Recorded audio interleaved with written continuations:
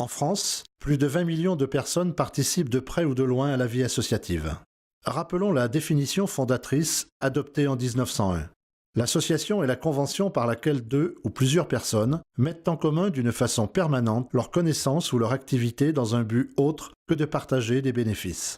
Les associations sont à la fois des lieux d'action collective, des espaces d'apprentissage et d'expression de la démocratie, de la citoyenneté, et toujours le moyen d'œuvrer pour l'intérêt général.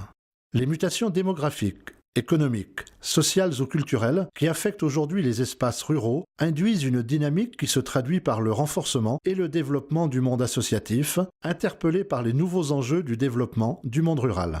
Dans ce contexte, les associations sont appelées à en devenir les acteurs à part entière dans une démarche partenariale. La municipalité de La Souterraine, comme l'ensemble des communes du pays australien, affiche par ses interventions sa volonté politique de soutenir les initiatives des nombreux bénévoles au travers de projets porteurs d'une réelle identité de territoire. Un exemple très fort en est l'ouverture en 2012 de la Maison des associations.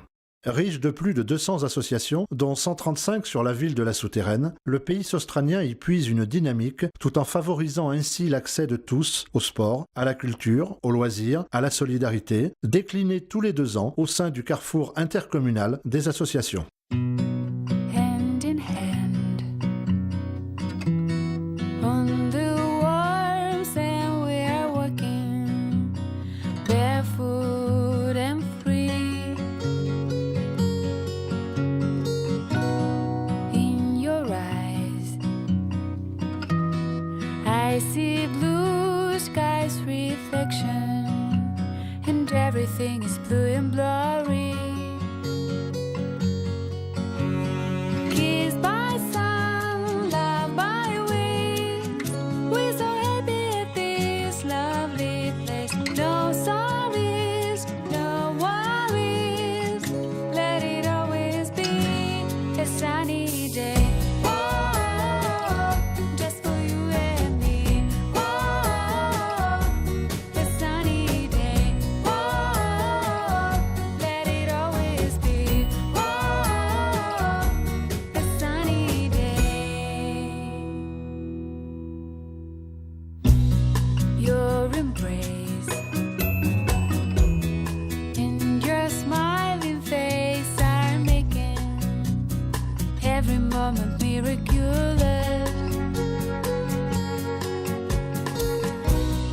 I be- Que la particularité de la compétence enfance-jeunesse sur le territoire de la communauté de communes, c'est d'avoir fait le choix de légitimer les associations qui, depuis de nombreuses années, œuvraient dans le domaine, en leur confiant par délégation de service l'accueil des tout-petits à la crèche, l'accueil des enfants gardés chez les assistantes maternelles avec le RAM, et puis l'enfance et la jeunesse à la MJC.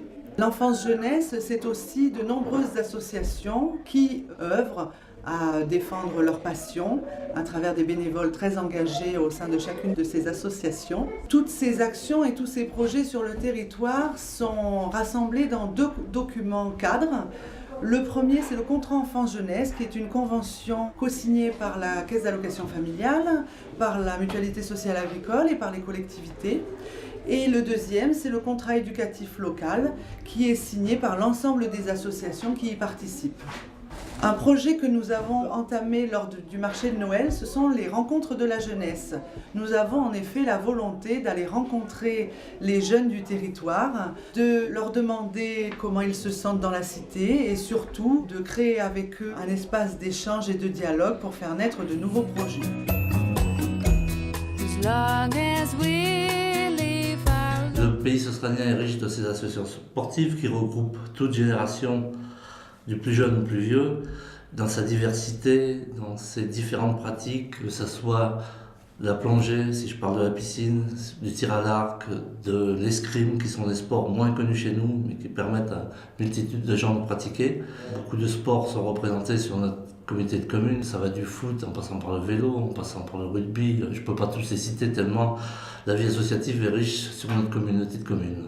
Les grands événements sportifs qui ont lieu cette année, par exemple, ça a été évidemment les 100 ans de l'entente marchoise foot. Bien sûr, comme tous les ans, la cyclo-sportive de l'Écureuil qui regroupe plus de 1000 participants et près de 400 bénévoles originaires de toute notre communauté de communes. be deep and true and cloudless.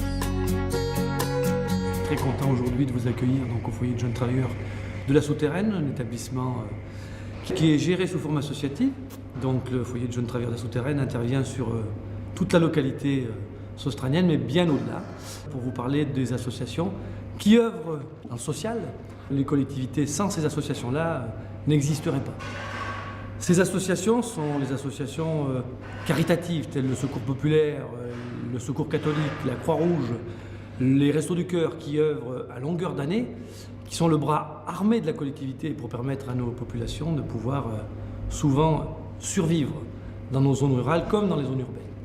Parlons un peu de celles qui marquent l'histoire. Les associations d'anciens combattants, la FNACA, la NACRE, les associations qui œuvrent pour la mémoire de cette histoire, de la résistance notamment. Après ces associations de mémoire, quoi de plus facile pour moi de faire le grand saut et de m'adresser à la jeunesse avec la MJC qui, outre ses volets culturels et de socio-éducatifs, œuvre dans le domaine purement social. La mission locale qui aujourd'hui travaille beaucoup avec des jeunes de moins de 30 ans et fait en sorte de pouvoir leur permettre de bien démarrer dans la vie active. On peut dire aujourd'hui que sans ce monde associatif qui œuvre au sens large dans le monde social, les collectivités locales, la communauté de communes du pays australien, mais toutes les mairies qui composent cette communauté de communes ne seraient, à mon avis, pas en mesure de pouvoir intervenir aussi près des populations qu'il a fait.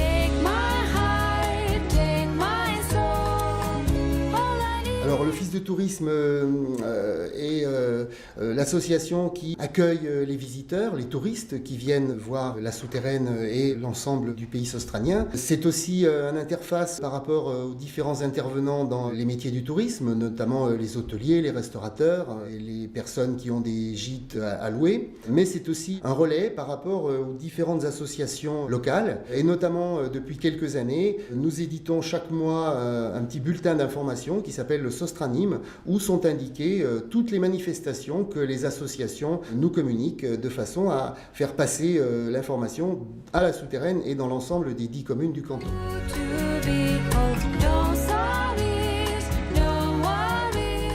Eh bien, à la communauté de communes, justement, nous avons quand même de bons projets puisque nous accompagnons les personnes âgées, surtout pour les repas à domicile et puis le transport à la demande.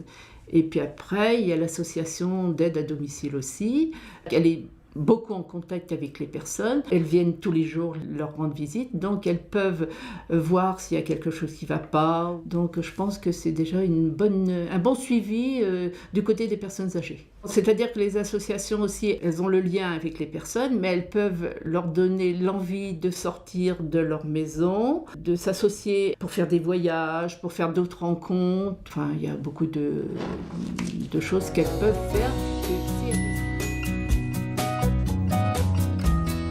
Les associations d'une façon générale, et donc forcément les associations qui œuvrent dans le domaine culturel, jouent un rôle dans l'attractivité du territoire.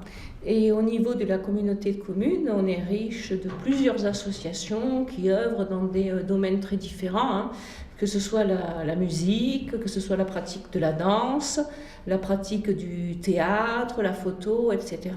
Je pense qu'il y a un maillage assez important au niveau de la diversité des actions qui sont proposées. Alors ces associations jouent un rôle également très important parce qu'elles permettent aussi de tisser un lien social. Elles permettent aussi d'intégrer les nouveaux habitants qui arrivent sur le territoire.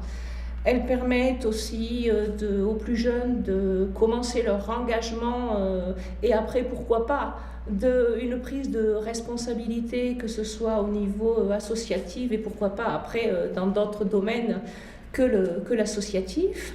Bien évidemment, il ne faut pas oublier qu'elles dynamisent les petites communes rurales parce qu'elles organisent pas mal de manifestations qui attirent un nombre public.